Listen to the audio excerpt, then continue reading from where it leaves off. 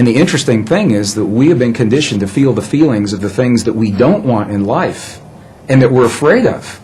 We wake up in the morning and we see the 6 o'clock news and all the things to be afraid of, and then we go through our day saying, oh, I hope I'm not going to see that today, or I hope it's not around the corner.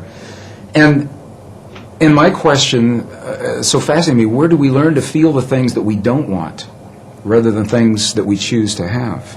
And how would our lives be different if we could cut through all of the static and simply choose in our lives what we would like each moment of each day, or our relationships, or our abundance, or our careers, or the peace in our families to look like? What would our lives look like if we could do that? And there's very good scientific evidence showing precisely what our lives would look like, because we would very quickly experience everything that we've created.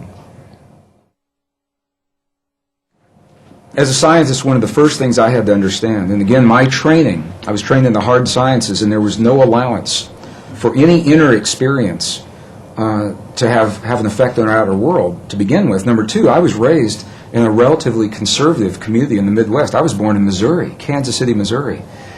Excuse me. In that part of the world, when you talk about emotions, they kind of get lumped into this nebulous experience. So, thoughts, feelings, emotions are all the same thing. We really don't talk about them much. And by the way, as a male, we don't want to see much of yours. So that was my upbringing.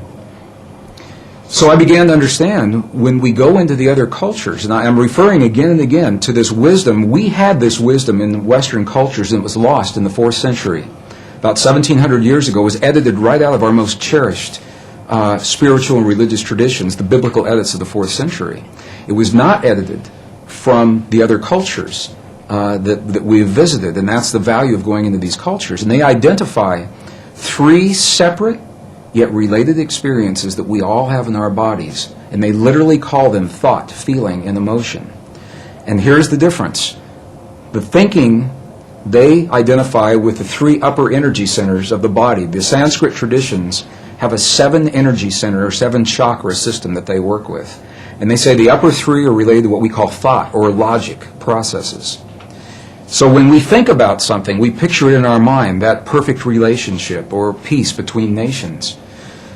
But we can only invite it into our lives when we breathe the power of emotion into that thought. The emotion comes from the lower 3 of those creative centers in our bodies. So when we breathe the power of emotion into our thought, we imbue that thought with life. And those 2 energies meet in the one center that is not accounted for yet in our model. It's in our heart, or what scientists call the 7-layer liquid crystal oscillator in the center of our chest. But we'll just call it our heart, because that's what it does. Our heart is creating electrical and magnetic waves that are influencing the world around us based on what we think and the emotion that we breathe into those thoughts to create the feeling. So now we've just defined feeling. Feeling, by definition, from the Sanskrit tradition, is the union of thought and emotion, creates the feeling. Now what makes this really interesting is that those traditions say we are capable of only 2 primary emotions, love and whatever we feel the opposite of love is. And when you get really deep into the teachings, there are 2 aspects of the same thing.